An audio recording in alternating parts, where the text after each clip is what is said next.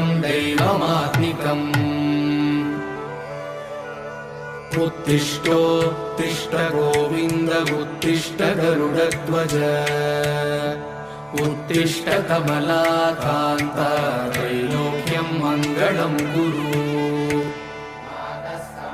मातः समस्त जगतां मधुकैटभारे